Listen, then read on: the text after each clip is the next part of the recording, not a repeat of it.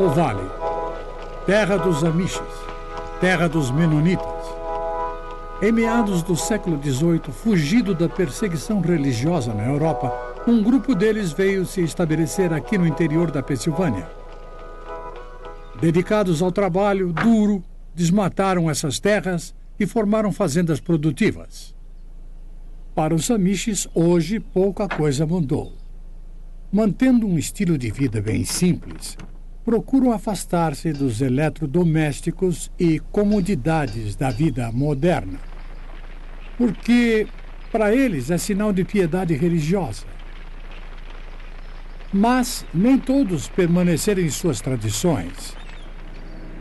Alguns preferiram uma vida mais moderna, porque eles achavam melhor assim.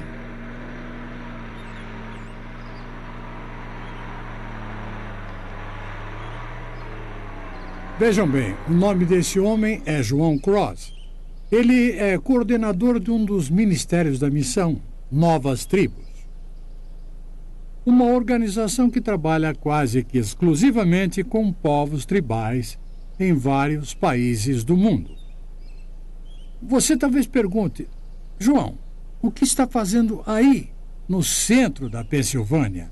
O que é que isso tem a ver com a evangelização das tribos? Bem, eu quero dar a você a base do nosso trabalho, contando uma história que começou aqui, bem aqui neste vale. Um dos filhos desta terra é Marcos Zuck. Há 10 gerações, em 1742, a família Zuck emigrou da Suíça para cá e tem vivido aqui desde aquela época.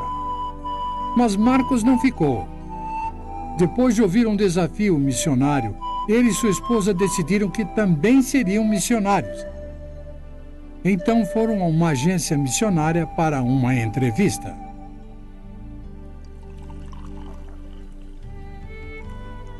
Como naquela época eu já tinha 30 anos e apenas o 2º grau, me disseram que após os 4 anos do curso teológico eu estaria muito velho para aprender uma língua tribal. Questionavam se deveria levar meus filhos para uma tribo ou ir para um clima tropical com os meus problemas de saúde. Diziam, deixa os nativos para lá, eles estão felizes. Rejeitados, mas não derrotados, Marcos e esposa Glória foram para uma das escolas da Missão Novas Tribos. Ali receberam um preparo especializado em evangelização transcultural. Assim que terminaram o treinamento, foram enviados pela sua igreja local até um campo missionário.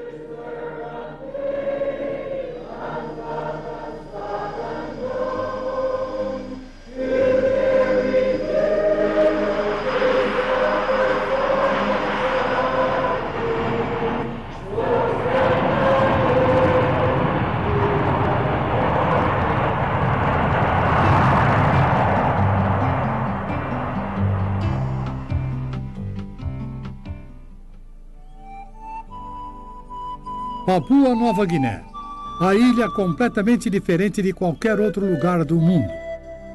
A terra onde o tempo é esquecido. Isolada, é um cantinho maravilhoso da criação.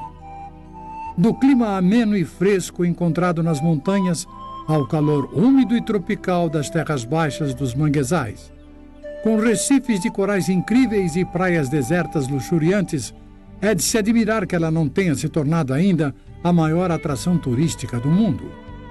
Localizados numa das ilhas da Nova Guiné, os Moks têm vivido e morrido por séculos.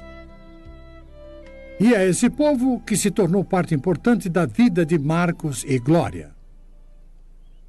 Com frequência, nossa ideia do que está envolvido num trabalho missionário dessa natureza não é correta. Você não começa a pregar a palavra no primeiro dia, quando você chega na aldeia. Se você fizer isso, vai causar problemas e provavelmente será o último a tomar conhecimento deles.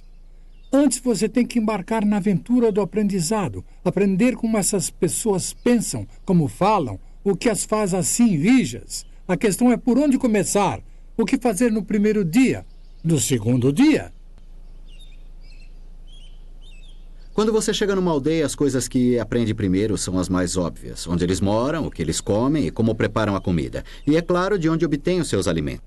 Os Mooks gostam de comer carne de porco selvagem que eles capturam em redes armadas pelo mato. No dia da caçada, todo mundo levanta bem cedo e todos participam.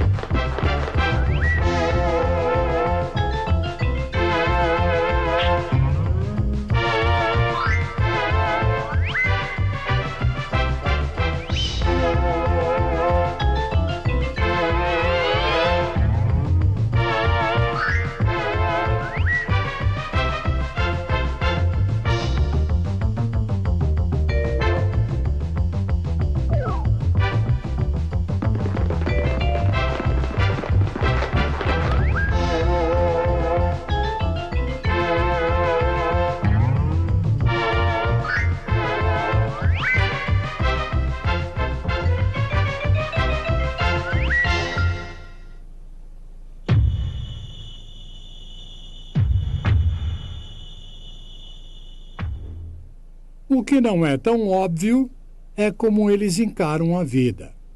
Alegria exterior não significa vida sem medo por dentro. É preciso determinação no estudo para conhecê-los a fundo.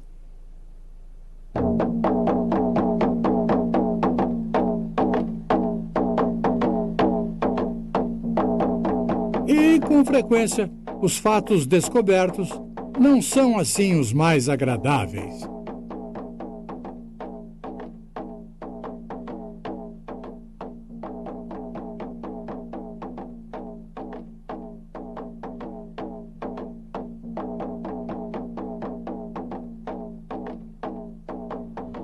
À medida que estudamos seus costumes e a maneira de pensar deles, uma das coisas reveladas foi o constante temor de opressão em que esse povo vivia. Um dos aspectos da cultura estava ligado aos ancestrais mortos. Um homem vestia uma grande máscara e saía dançando pela aldeia. Eles criam que esse era o espírito de um ancestral morto voltando.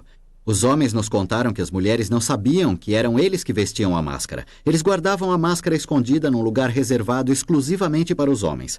Eles nos explicaram o seguinte: se uma mulher visse a máscara ou se ela descobrisse que se tratava de um homem que a vestia, não um espírito, o castigo para aquela mulher era a pena de morte. Quando eu era um menino, minha mãe descobriu o segredo e viu a máscara. Conforme o nosso costume, meu pai, um homem severo, ordenou que minha mãe fosse morta quando ele morresse. Assim que ele faleceu, mostraram a máscara para minha mãe e os 2 irmãos dela a levaram para o mato. Eles não queriam fazer aquilo, mas nas nossas crenças nos obrigavam. Eles passaram uma corda de casca de árvore em volta do pescoço dela. Eu era bem novo, mas eu me lembro bem. Minha mãe era jovem e eu a amava. Minha mãe foi morta porque ela viu a máscara. Nós vivíamos aterrorizados.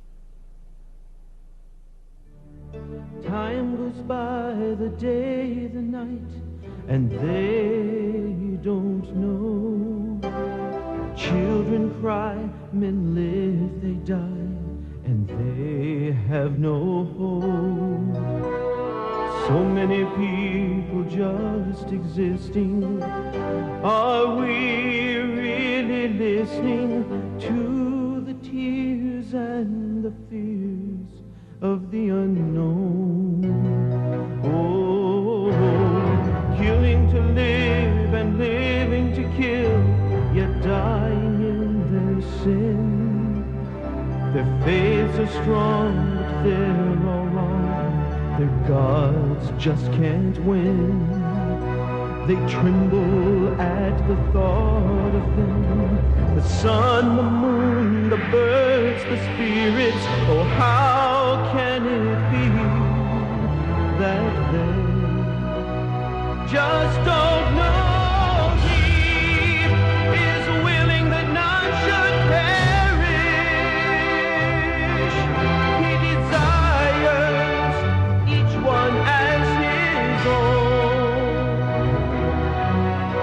He sent His perfect Son to die for them. The Son now reigns next to His Father's throne, but so many just don't know.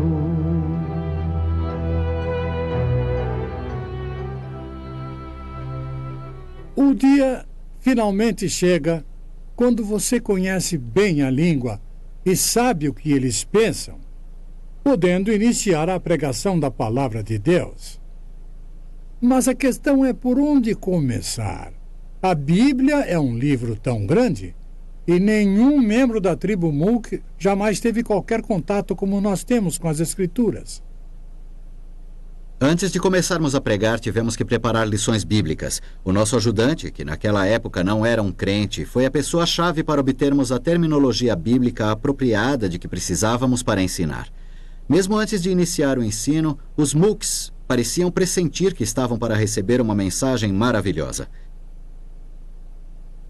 Quando o ensino começou, a aldeia toda de 320 pessoas se reuniu para participar. Nós não mencionamos nada sobre Jesus até que concluímos 2 meses de ensino das histórias fundamentais do Velho Testamento.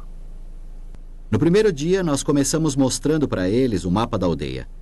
E aí apontamos onde as outras aldeias Mooks estavam localizadas naquele mapa. A partir daí, explicamos para eles progressivamente onde eles estavam situados em relação às tribos vizinhas e onde eles estavam localizados na província. E a posição da província no país da Papua Nova Guiné e onde a Nova Guiné estava em relação à Austrália, Japão, Estados Unidos e Israel.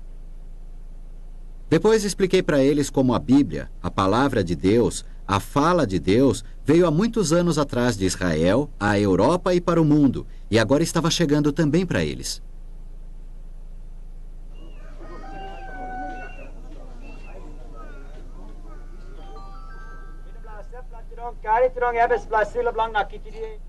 Na segunda lição, nós discutimos as crenças dos diferentes grupos sobre como eles surgiram na Terra.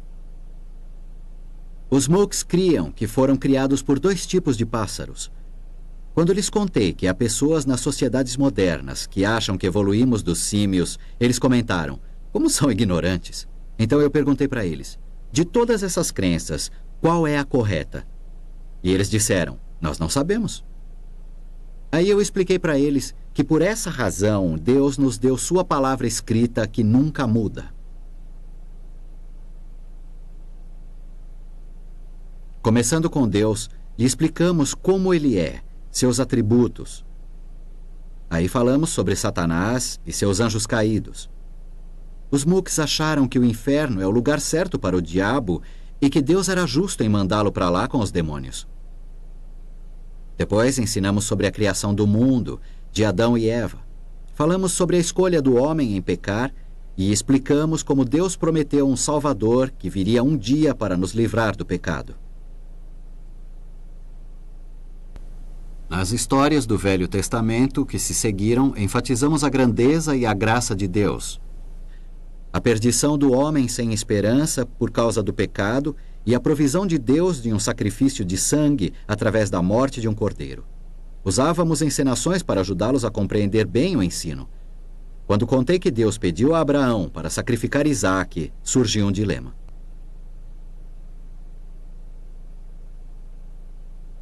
Abraão, obviamente, era um homem piedoso, de forma que ele deve obedecer a Deus. Mas foi através de Isaque que o Salvador foi prometido. Eu sei que Abraão vai obedecer e que Deus salvará a vida de Isaque. Talvez com um cordeiro como substituto. Antes de terminar a história, 4 homens vieram individualmente me sugerir que Abraão obedeceria a Deus e que ele interviria salvando a vida de Isaque, providenciando um cordeiro como seu substituto. Eles desenvolveram uma reverência sincera para com Deus e temiam que pudessem ser destruídos por causa dos seus pecados. Eles disseram, nós somos exatamente como aquelas pessoas de Sodoma e Gomorra. Por 2 meses nós ensinamos lições chaves do Velho Testamento cronologicamente antes de apresentarmos Jesus como Salvador, nascido como como uma criança neste mundo. Ao estudarmos a vida de Jesus, os Mooks se tornaram grandes admiradores do Senhor. Jesus se tornou o herói da tribo. Eles o amavam e o veneravam. O povo da aldeia nunca perdeu uma lição durante as semanas que Marcos ensinou, de segunda a sexta, 2 vezes por dia. Os doentes eram trazidos em macas para os estudos. Quando uma gestante estava perto para dar à luz, eles arrumavam um jeito para que ela pudesse ficar pertinho o suficiente para ouvir as histórias. Um neném nasceu durante uma das reuniões e o ensino prosseguiu. Às vezes, os Mooks estavam tão compenetrados que não tinham vontade de comer, nem queriam dormir. Eles gastavam cada momento livre do dia discutindo as lições e ouvindo, vez após vez, as histórias gravadas diariamente. Esse maravilhoso Jesus era perfeito, ele podia fazer qualquer coisa. Ele era Deus.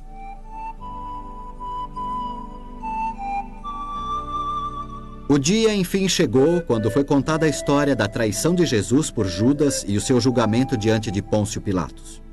O povo ficou revoltado com Judas traindo o Salvador, mas eles criam que, de alguma forma, Jesus iria se livrar. Essa foi a última história que nós lhes contamos, antes da apresentação do Evangelho. No fim dela, nós dissemos para eles: amanhã nós terminaremos nosso ensino. Na manhã seguinte, a aldeia toda estava reunida antes do nascer do sol. E eu comecei apresentando Jesus diante de Pilatos. As pessoas estavam muito sérias. Quando viram na representação Jesus sendo cuspido, açoitado e colocado na cruz, eles ficaram simplesmente atônitos e abalados. Não podiam acreditar no que estavam vendo.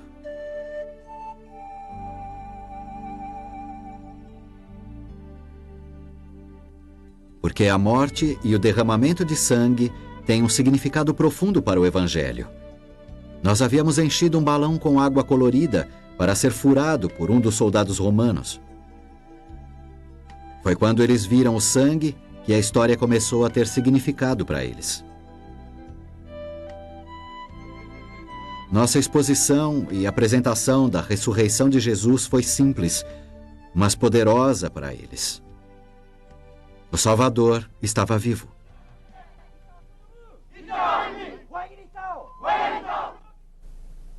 Depois eu voltei novamente às histórias do Velho Testamento e, começando com Abel, expliquei que Jesus é o nosso sacrifício aceitável, da mesma forma que o sacrifício de Abel foi aceito por Deus.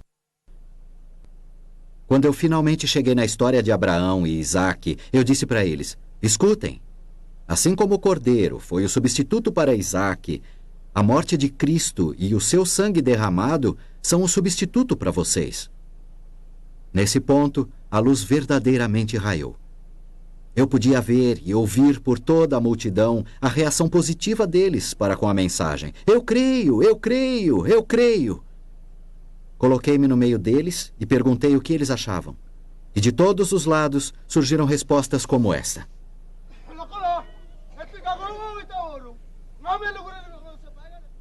Eu sei que nasci no pecado e creio que Jesus pagou pelos meus pecados, que ele morreu em meu lugar. Ele é o meu Redentor. Eu queria agradar os espíritos porque tinha muito medo. Não sabia como me livrar dos meus pecados, mas Deus, por sua graça, trouxe vocês aqui. Eu ouvi e confio no sacrifício de Cristo por meus pecados. Eu creio e Deus já me perdoou. Naquele dia, quase toda a aldeia manifestou sua fé no Senhor Jesus Cristo. Houve um tremendo sentimento de libertação. Os Mooks são geralmente um povo reservado, mas quando os convertidos sentiram uma libertação dos seus pecados, um regozijo espontâneo brotou no meio deles. Vejam o que aconteceu.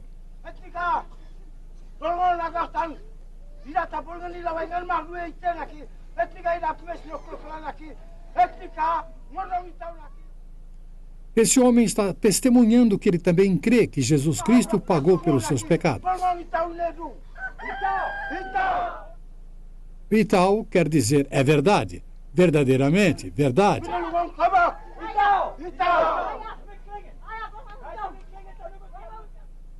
A vovó também se regozija porque também crê. Muitos outros deram seus testemunhos de que creem que Jesus Cristo levou seus pecados sobre si.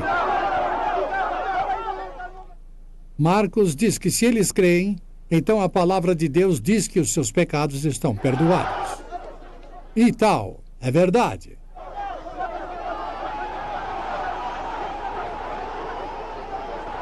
Um regozijo espontâneo rompeu entre eles e continuou por 2 horas e meia.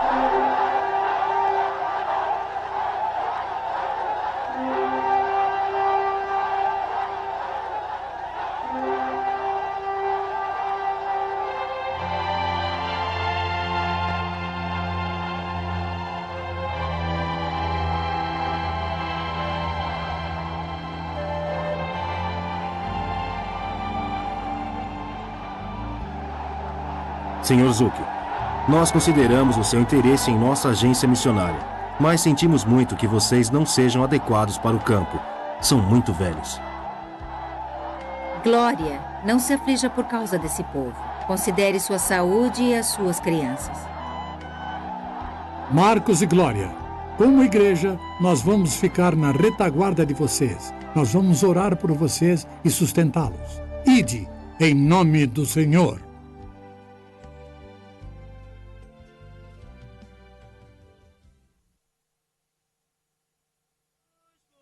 A obra missionária passa por lutas imensas e nós precisamos do teu apoio e das tuas orações. Entrem em contato conosco e teremos o maior prazer em atendê-lo.